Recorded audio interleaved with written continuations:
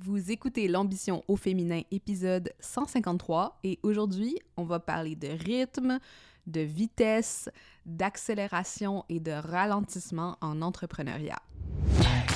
Mon nom est Tatiana Saint-Louis et j'anime l'ambition au féminin, un podcast pour toutes les femmes pleines de vision, de talent et de drive qui désirent redéfinir le succès selon leurs termes et leurs conditions.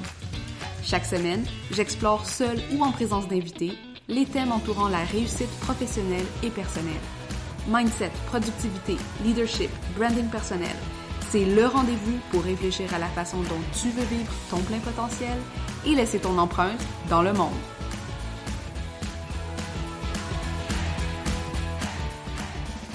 Salut les ambitieuses! Comment vous allez aujourd'hui? J'espère que vous allez bien, que vous êtes en forme, que vous êtes motivées par ce qui se trame dans vos entreprises, dans cette nouvelle année qui commence aussi. Et je suis ici avec vous pour une réflexion, en fait. J'entends souvent des gens dire des choses comme, puis quand je dis des gens, je parle souvent d'entrepreneurs, hein, des choses comme « Ah, j'aimerais ça que ça aille plus vite » ou « J'aimerais accélérer mes résultats ». Et d'autres, parallèlement, dire « J'essaye de ralentir, j'essaye de contrôler un peu, ralentir pour mieux accélérer, etc., etc. » Puis, comme vous savez, je suis une personne de mots. Je suis une personne qui réfléchit beaucoup aux mots qu'on utilise et qu'est-ce qu'il veut dire sur notre façon de comprendre le monde puis de l'expérimenter. Puis quand j'entends des choses comme ça à propos d'aller plus vite ou genre d'accélérer puis tout ça, ça me rend un peu perplexe. Perplexe dans le sens que ça me fait réfléchir à des choses comme est-ce que c'est vraiment possible de intentionnellement déterminer la vitesse à laquelle notre entreprise se développe? Parce qu'à quelque part, si on dit que on veut accélérer ou qu'on veut ralentir, ça veut dire qu'on a un contrôle sur cette vitesse-là. Et là, je dis pas que c'est vrai ou c'est pas vrai, c'est un questionnement que j'ai parce que souvent, quand on me parle de ça, je me dis, oui, mais premièrement, comment on la calcule, cette vitesse-là? Puis deuxièmement, qu'est-ce que ça cache? Qu'est-ce que ça cache par rapport à comment on comprend aussi notre entreprise? Puis qu'est-ce que ça implique en termes d'objectifs? Puis qu'est-ce que ça implique en termes de succès, entre guillemets? Parce que, je vais pas vous cacher, hein, je dois souvent coacher des clientes qui se découragent de leurs résultats en disant, ben là, tu sais, ça fait X mois que les ventes sont au ralenti ou les choses comme ça. Puis, tu sais, pour moi, c'est toujours comme au ralenti par rapport à quoi? Tu sais, c'est quoi la métrique de base sur laquelle on détermine si quelque chose va vite ou lentement? Puis c'est ça que je voulais discuter avec vous aujourd'hui parce que je pense que ça a de l'information à nous offrir en termes de comment approcher les différentes sensations qui viennent avec ces impressions de avancer plus ou moins vite dans notre entreprise et qu'est-ce que ça implique aussi pour les propres jugements qu'on va émettre dans notre entreprise. Donc, par rapport à une question comme ça, c'est sûr que ma première réflexion, c'est de définir plus ou moins les termes qu'on utilise. Donc, ça veut dire quoi accélérer, puis ça veut dire quoi ralentir, hein? Donc, traditionnellement, accélérer, c'est facile, hein? Ça veut dire générer plus de résultats en moins de temps. C'est comme ça que je le comprends, c'est comme ça que j'ai l'impression que la majorité des gens qui disent « on va accélérer tes résultats » ou on va aller plus vite dans ton business, ça veut dire, bon, ben, mettons que au lieu de faire ton 100 000 en 2 ans, ben, tu vas le faire en 1 an. Donc, ça serait comme une idée ou une métrique qu'on pourrait donner pour mesurer cette accélération ou cette vitesse-là. Et souvent, ben, tu sais, c'est sûr que c'est basé dans une conception un peu arbitraire de qu'est-ce qui devrait, entre guillemets, être, qu'est-ce qu'on devrait être capable de générer comme résultat selon une période de temps donnée. Puis encore une fois, je trouve ça intéressant parce que c'est comme, ben, pourquoi 12 mois, tu sais? Pourquoi pas 13 mois? Pourquoi pas 28 mois? Pourquoi pas 1 mois? Tu sais, comme le temps est tellement flexible et fluide des fois, je me dis, mais pourquoi ce chiffre arbitraire de 100 000 en un an? Mais bref. Donc, traditionnellement, accélérer, ça veut dire générer plus de résultats en moins de temps. Puis quand on parle de résultats, bien souvent, les gens vont associer ça à des chiffres. Puis des chiffres, comment est-ce qu'on les calcule? On les calcule dans notre compte en banque, on les calcule dans nos réseaux sociaux, nos abonnés, le nombre de personnes qu'il y a sur notre liste, peu importe. Bon, maintenant, ralentir. Je trouve que ralentir, c'est un peu plus nuancé parce que dans certains cas, ralentir, ça veut dire contraindre la croissance. Et contraindre la croissance, ça veut dire que on fait ça intentionnellement pour mettre en place, par exemple, des bons systèmes ou des systèmes qui sont un peu différents de ce qu'on avait jadis. Par exemple, on pourrait, si on est des personnes qui utilisent la publicité, puis la publicité génère un nombre X moyen de leads par mois, bien, on pourrait dire, OK, bien, on va ralentir la publicité pour réduire le nombre de leads ou pour arrêter la publicité, pour arrêter qu'il y ait un influx de visibilité de ce côté-là. Et pendant ce temps-là, bien, on va travailler dans la mécanique de la business un peu. On va fixer des funnels, on va réfléchir à d'autres façons de mettre des choses en place. Donc ça pourrait être une des définitions de ralentir. Hein. Ça voudrait dire qu'on enlève un peu du gaz qu'il y a dans la pédale, dans le système, puis on prend de l'espace pour travailler dans le back-end ou des choses comme ça. Puis là, encore une fois, hein, ça peut être intéressant de se questionner, mais est-ce qu'on est vraiment en train de ralentir ou on est juste en train de travailler à un même rythme, mais sur une autre partie de la business qui n'est pas nécessairement celle qui génère, entre guillemets, les leads et les résultats financiers, mais qui, ultimement, va générer une meilleure expérience client, va générer plus de rétention, va générer plus de satisfaction. Alors, encore une fois, hein, est-ce qu'on ralentit vraiment ou est-ce qu'on est juste en train... On est sur le même rythme, mais c'est juste qu'on a, coupé une des parties du marketing, par exemple.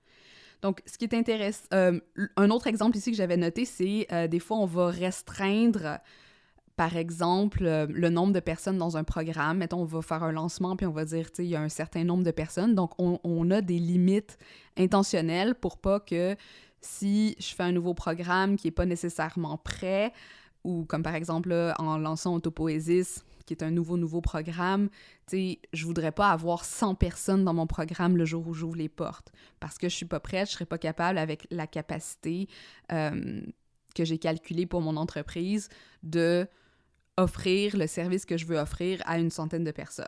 Donc, intentionnellement, je vais mettre des limites sur le nombre de personnes qui vont rentrer dans ce programme-là. Et de cette façon-là, ben, ça va réduire les résultats financiers naturellement. Donc, ça, c'est une des définitions que j'associe à ralentir dans le cas de l'entreprise. Mais il y a une autre définition que j'entends aussi qui est ralentir dans le sens de prendre des pauses, laisser les choses déposer, intégrer des apprentissages ou vraiment genre pas...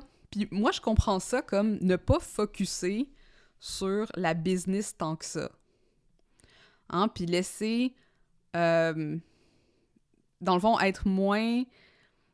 je sais pas, moi, moins focus sur la business pour laisser plus de place à la guérison de nos traumas ou faire des psychothérapies ou faire d'autres choses comme ça, tu sais, qui sont utiles pour nous, entrepreneurs, mais qui sont pas reliés à la business.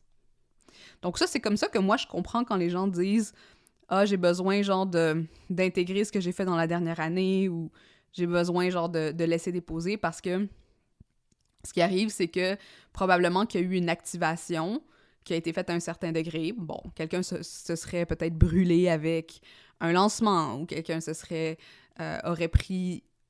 aurait eu des réalisations qui ont fait émerger certains traumas ou peu importe. Et à ce moment-là, ben, le corps ou l'esprit a besoin de créer une distance avec l'entreprise pour pouvoir prendre soin de d'autres parties qui éventuellement ben, vont être bénéfiques pour l'entreprise. Mais voici comment, genre, je définis cette deuxième notion de ralentir. ou comment je la comprends souvent quand les gens me parlent de ça, puis ils essayent de m'expliquer un peu comment ils voient ça. Et ce qui arrive avec ça aussi, c'est quelque chose de beaucoup plus interne. Hein? Donc, ce qui est intéressant avec ces deux définitions-là, c'est que ralentir, c'est pas le contraire d'accélérer.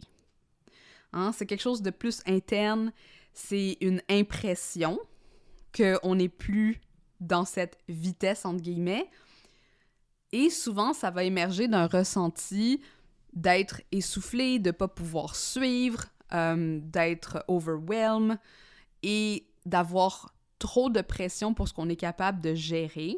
Puis là, que ce soit dans une ou l'autre des définitions, tu sais, d'un côté, on a de la pression, par exemple, si on a beaucoup de leads qui rentrent, beaucoup de clients qui rentrent, puis on n'est pas capable de travailler sur nos systèmes parce qu'on n'a pas la capacité interne pour faire les deux.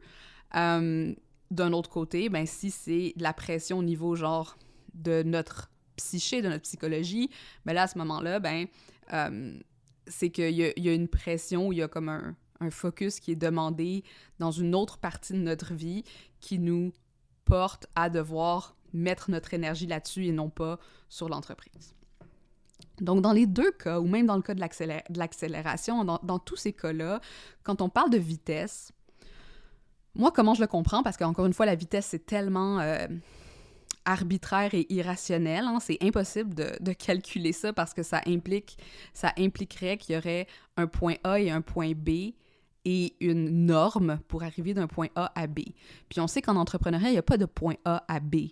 Je veux dire, que je fasse, encore une fois, 100 000 en un mois, ou que je le fasse en 6 mois, ou que je le fasse en 1 an, ou que je le fasse en 18 mois, comme c'est pas un point A à B, c'est juste un flux d'argent, il y a des dépenses là-dedans, il y a des choses qui se passent, c'est comme si c'est juste un flux d'argent, puis d'avoir mis le barème sur la ligne du temps, c'est plus ou moins utile parce que c'est comme, ça permet pas nécessairement, tu sais, je veux dire, ça demande, il y a tellement de circonstances externes qui vont venir se mettre dans le chemin de ça, tu sais, parce que, par exemple, tu sais, quand moi j'étais employée à temps plein, tu sais, je faisais 100 000 dans une année, mais est-ce que j'aurais voulu faire 100 000 en 6 mois dans mon entreprise en même temps? À ce moment-là, c'était peut-être moins pertinent pour moi. Bref, je trouve juste ça tellement arbitraire que des fois, je sais même pas comment parler de cette fameuse notion de vitesse ou d'accélération, parce que c'est comme, mais basé sur quoi? Bref. Donc, comment moi je le comprends, c'est que l'accélération ou le ralentissement ou cette impression de vitesse, c'est plus une question de pression que d'autres choses. Dans le sens que accélérer, comme on en a parlé, hein, générer plus de résultats en moins de temps, c'est, dans l'entreprise, on met plus de pression. Puis cette pression, elle peut avoir plusieurs formes. Elle peut avoir la forme de, on va publier plus, on va aller chercher plus de leads, on va faire plus de networking, on va lancer plus souvent, tu sais, dans le sens où on va augmenter nos prix, bref. Peu importe dans quel sens on le voit, on augmente la pression pour accélérer, entre guillemets, les résultats.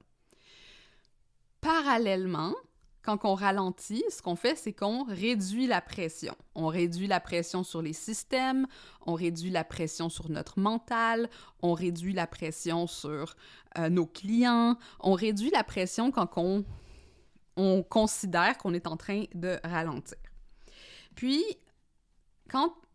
je trouve que c'est beaucoup plus utile de parler de pression que de vitesse parce que la pression, c'est neutre. Hein? La vitesse aussi, by the way. Tu sais, il n'y a rien de mal à ralentir ou à aller vite. Là. Je veux dire, chacun son rythme, puis ça, on va en parler. Mais la pression, c'est neutre parce que, justement, tu sais, pour certaines personnes, hein, avoir plus ou moins, tu sais, avoir beaucoup de pression, c'est quelque chose de motivant, c'est quelque chose qui maintient le momentum, etc. Mais avoir moins de pression, c'est pas non plus nécessairement bon. C'est encore une fois, c'est neutre. Parce que dans un système, la pression, elle peut être vue positivement ou négativement aussi. Hein. Un système a besoin de pression pour se dynamiser, pour se stimuler, pour y mettre du mouvement. La pression empêche le système de rester statique. Puis là, je vous donne 2 exemples que vous allez bien comprendre. Le cœur ou le système sanguin, le système circulatoire, il va créer de la pression sanguine pour amener l'oxygène puis les nutriments aux différentes parties de notre corps. Dans un modèle économique, la concurrence, d'avoir des concurrents, ça crée de la pression sur un marché, sur une industrie. Puis ce que ça fait, cette pression, c'est que ça stimule l'innovation. Ça stimule l'amélioration des services, ça stimule les nouvelles pensées, les nouvelles produits, etc. Donc la pression ici, elle est positive. D'un autre côté, trop de pression ou de la pression non régulée, ça met en danger le système. Ça peut créer des dommages, en mettant en péril la stabilité du système. Si on a trop de pression au niveau de notre pression sanguine, c'est dangereux. Ça peut créer des anévrismes, ça peut créer des crises cardiaques, des choses comme ça. Et de la même façon, dans un système économique, s'il y a trop de pression sur le marché, ça peut créer des crashs boursiers, ça va créer beaucoup d'entreprises qui vont fermer. Bref, il peut y avoir des choses très négatives. Ça peut créer justement un capitalisme sauvage, comme le type de capitalisme qu'on a aujourd'hui où c'est ultra concurrentiel et individualiste. Bref.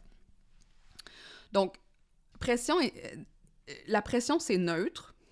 Et même dans le cas d'une personne en particulier, moi, quand les choses vont trop lentement, ça me crée plus de stress que d'autres choses. Lentement, encore une fois, je vais utiliser les bons termes. Quand il n'y a pas assez de pression dans mon entreprise, je vais en créer parce que j'aime ce sentiment de créer des nouvelles choses, de produire et de faire sortir des nouvelles choses. Donc, pour moi, comme si on me disait, il faut absolument que tu ailles plus slow puis des choses comme ça marcherait pas, je me sentirais pas bien là-dedans. Mais en même temps, j'ai pas besoin non plus d'exercer une pression extrême pour me sentir bien dans mon entreprise. C'est toujours une question de savoir régulariser la pression pour générer du momentum. Puis il y a des personnes qui... Puis encore une fois, moi, je suis tellement pas une personne d'adrénaline dans la vraie vie. J'aime pas, aller nécessairement vite dans un char. Je veux pas aller, faire du parachute ou des choses comme ça. Mais dans mon entreprise, j'aime quand il y a un certain degré d'intensité, un certain degré de pression parce que ça fait partie de mon flux créatif. Donc ici, ce que je trouvais important, c'était vraiment de enlever le jugement entre vite et lent, puis vraiment de le voir pression, plus de pression, moins de pression. Est-ce que la pression est régularisée? Est-ce que la pression est dérégularisée? Puis c'est vraiment là la réflexion, selon moi, à faire quand on commence à réfléchir à la fameuse vitesse entrepreneuriale. Maintenant, il y a des choses quand même assez intéressantes que l'illusion de vitesse peut nous apprendre sur notre état interne. Parce que notre réaction à la pression, ça va mettre en lumière une chose très, très importante qui est la résistance de nos systèmes. Puis là, qu'est-ce que je veux dire par là? C'est que toutes nos entreprises ou tout ce qu'on crée, enfin, comme notre corps humain est créé de plusieurs systèmes. Il y a notre système nerveux, il y a notre système sanguin, il y a notre système digestif. Mais une entreprise, c'est aussi composé de systèmes comme un organisme vivant. Et la façon dont elle va réagir aux différents types de pression va mettre en lumière là où il y a des résistances ou là où il y a de la friction. Par exemple, on peut être soudainement super populaire, ou on a fait une vidéo virale, ou on a commencé à... On a passé sur l'entrevue d'une personne qui avait beaucoup d'abonnés, et puis là, soudainement, on se réveille un matin, il y a 500 messages dans notre boîte LinkedIn, on a tout un tas de nouvelles opportunités, ça a l'air positif comme ça, mais ça fait aussi plus de pression. Surtout si, par exemple, on a une valeur de vouloir répondre à tout le monde, puis vouloir, créer des relations avec tout le monde, là, qu'est-ce qu'on fait avec les 500 personnes qui attendent notre courriel dans notre boîte de réception. Ça va créer une pression sur le système. De la même façon, obtenir une promotion dans un emploi ou obtenir même un nouvel emploi ou changer notre configuration de fonctionnement ou même déménager dans une autre ville. Bref, tous ces changements-là vont créer, même s'ils sont positifs en soi, vont créer une pression sur les systèmes. Parce que ça va créer une charge d'adaptation, ça va créer une charge mentale de plus pour être capable de régulariser le système jusqu'à un nouvel état de stabilité. Donc, encore une fois, c'est ni positif ni négatif, c'est juste un fait, il y a plus de pression, il faut le régulariser. Mais si, par exemple, OK, on a cette nouvelle promotion ou on a ces... je sais pas moi, on a déménagé ou peu importe, et en plus, on se bat avec notre sentiment de l'imposteur. Ou on a un conjoint qui est extrêmement... ou une conjointe qui est extrêmement... il y a beaucoup de ressentiment par rapport à notre succès. Ou on est complètement vidé et fatigué et à bout et essoufflé. Donc, ces différents types de pression qui viennent d'être mises sur le système à cause des résistances qui existent dans notre vie, ben là, on va être capable plus ou moins de les... de bien régulariser le système, où ça va pouvoir être difficile, où la pression va faire péter quelque chose. Donc, tu sais, si on prend cette histoire de syndrome de l'imposteur, par exemple, ou cette histoire, peut-être qu'on est quelqu'un qui se compare beaucoup aux autres, et là, à ce moment qu'on ait plus de pression, ou là, soudainement, il y a une baisse de pression, on va commencer à juger, ben, qu'est-ce que je fais de pas correct, qu'est-ce que nanani, nanana, puis là, au lieu de pouvoir réagir de façon proactive et intentionnelle dans la régularisation de cette pression, on va devoir investir des ressources puis de l'énergie à gérer notre propre résistance. Et là, à ce moment-là, ben, ça peut avoir des effets désastreux aussi sur l'entreprise parce que pendant qu'on gère nos résistances, ben, on n'est pas en train genre de régulariser le système. Et si on est en train de le régulariser, ben, on le fait d'une façon déjà dérégularisée. Et puis là, on va prendre des décisions qui sont la dernière minute, qui vont essayer genre on va essayer de patcher les trous, mais on va pas être d'un espace où on est capable de vraiment réfléchir à comment est-ce qu'on veut réagir par rapport à ça. Donc, si justement on se trouve dans une situation où on a envie d'augmenter la pression, parce qu'on veut accélérer, encore une fois entre guillemets, ça se peut que cette sensation d'aller trop lentement, ben ça s'accompagne de résistances, comme par exemple avoir l'impression qu'on n'est pas rendu assez loin pour l'âge qu'on a, ou que d'autres personnes nous attendent pour nous considérer comme leur ego. Fait que là, tout le mind drama, toutes les pensées, tous les traumas genre qu'on a intériorisés, ben là, ils viennent ressortir puis créer de la résistance à notre adaptation aux différents moments de pression. Puis là, la pression devient un trigger, une activation de nos systèmes défaillants. Et ben, qu'est-ce qu'on va faire? On va dire, OK, j'ai besoin de ralentir, j'ai besoin genre de créer de l'espace avec ma business, j'ai besoin de pas aller trop vite, j'ai besoin de faire ci, ça, ça. Je peux pas je peux pas rajouter genre plus de stress à ce que j'ai déjà. Mais là, ça, c'est un système dérégularisé parce que on n'est pas capable de gérer la pression qui vient de l'extérieur. Et encore une fois, la pression peut être très positive. Ça peut être des opportunités qu'on n'est pas capable de prendre parce que justement, on a cette vision-là. Donc, pour en revenir à la vitesse puis la question, est-ce qu'on peut intentionnellement manœuvrer ou être en contrôle de cette vitesse-là? Ben, ma réponse, suite à ce qu'on a expliqué aujourd'hui, c'est à la fois oui et non. Parce que dans un sens, oui, on peut accepter d'augmenter intentionnellement la pression. Par exemple, on va commencer à mettre de la pub. Ça, c'est une façon très mécanique d'augmenter la pression dans une entreprise. Surtout que la pub, ça coûte cher, donc ça crée une pression financière en plus. Euh, mais à ce moment-là, il faut être capable de savoir la régulariser. D'où l'importance d'être à l'écoute de nos entreprises et de connaître les différents systèmes et comment ils s'intègrent les uns avec les autres, hein?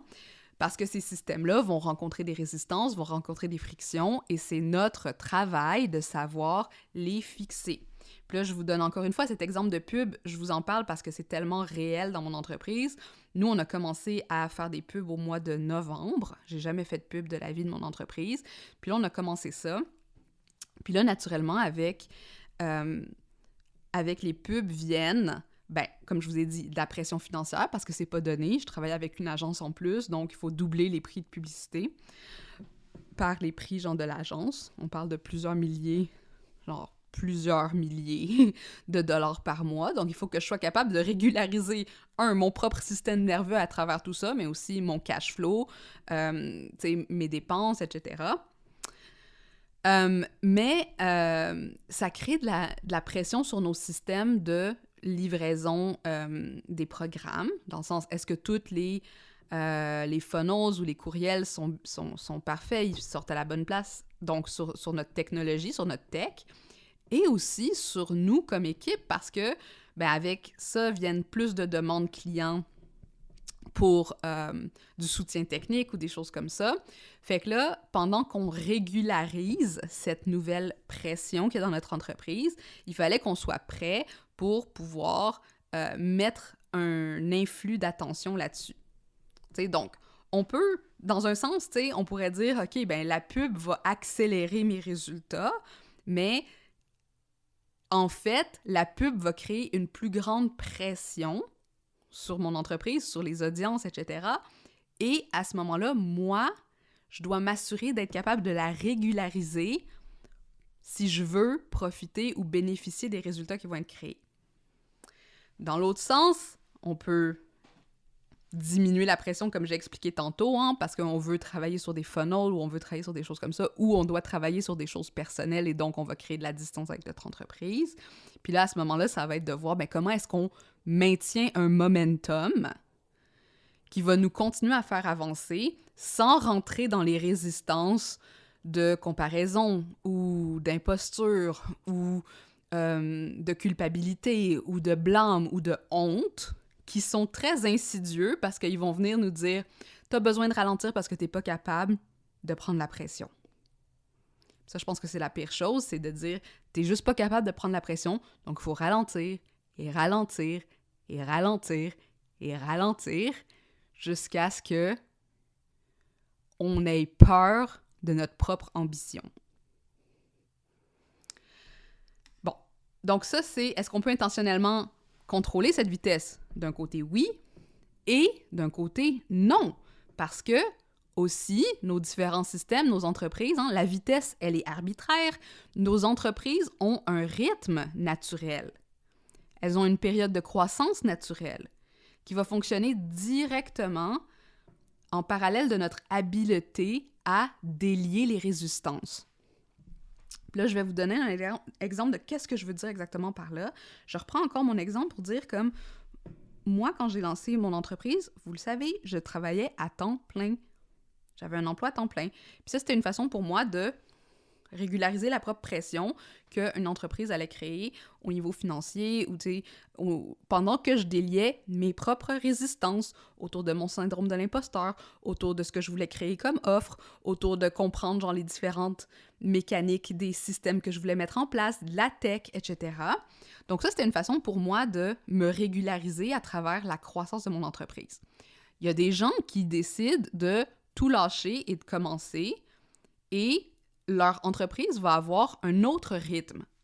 Ça ne veut pas dire qu'ils vont faire le 100 000 plus vite que moi. Ça veut juste dire qu'elles ont décidé de prendre un autre type de pression et de travailler d'un autre type de façon, mais dans les deux cas, on n'est pas dans une équivalence dans le sens de dire si toi tu travailles à temps plein, ton 100 000 va te prendre 3 ans. Si toi tu travailles sur ton entreprise à temps plein, ça va te prendre 1 an. Non, parce que chaque entreprise a son propre rythme et Et chaque personne a son propre rythme aussi d'être capable de dire comme « OK, là, je suis prête à faire ce type d'investissement. Là, je suis prête à prendre ce genre de pression. Là, je suis prête à faire ce genre de move. Là, je suis prête à me montrer de telle façon. » Puis ça, c'est le travail de faire dissoudre les fameuses résistances pour comprendre quels sont les systèmes qui vont vraiment fonctionner au sein de notre entreprise, puis vraiment venir nous apporter les résultats puis l'épanouissement qu'on veut. Puis jusqu'à un certain point, toute cette conversation autour de est-ce que ça va vite, trop lent, trop vite, blablabla, genre, tu sais, ça prend pas en considération qu'il y a un rythme naturel, et ce rythme naturel, ben on le connaît pas. On le connaît pas parce qu'on n'a pas la vue d'ensemble du futur, de qu'est-ce qui va se déployer au fur et à mesure qu'on prend des décisions puis qu'on se développe comme être humain aussi à travers tout ça.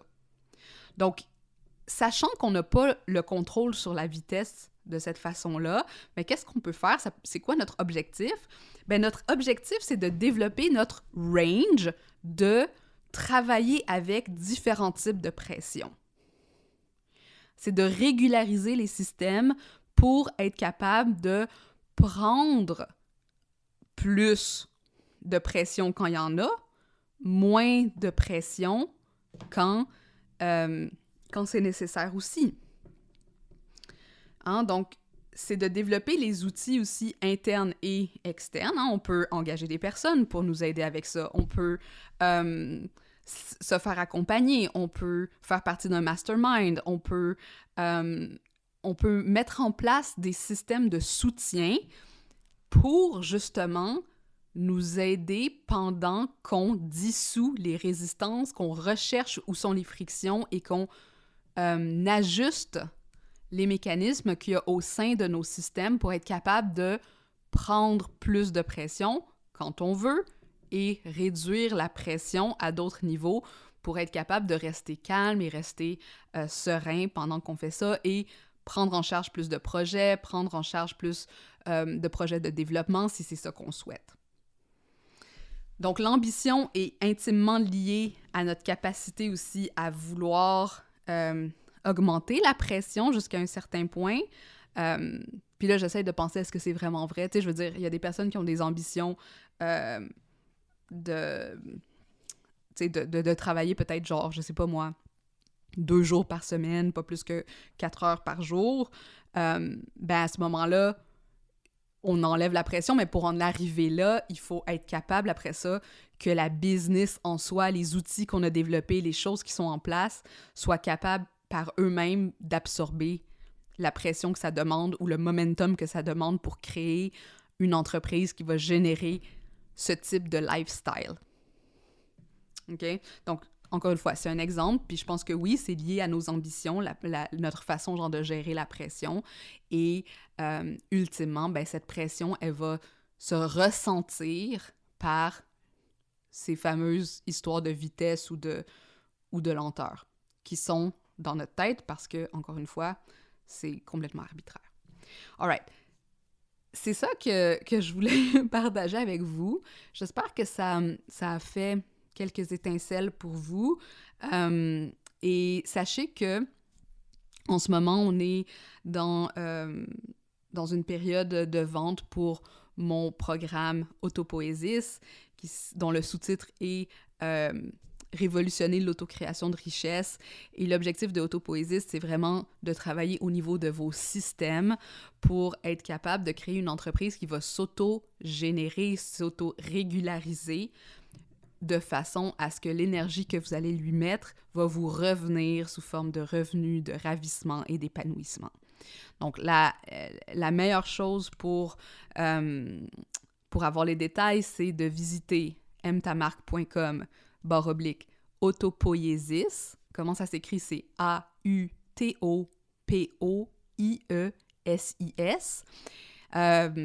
Vous allez trouver le lien dans les notes de l'épisode de toute façon. Et puis, si vous voulez votre invitation à l'atelier Apprendre à danser avec le chaos entrepreneurial, que j'ai donné en fin d'année passée et qui a été un franc succès, j'ai j'ai donné cet atelier à mes anciens clients pour leur donner l'opportunité de rejoindre Autopoiesis en pré-vente et donc de prendre les premières places disponibles.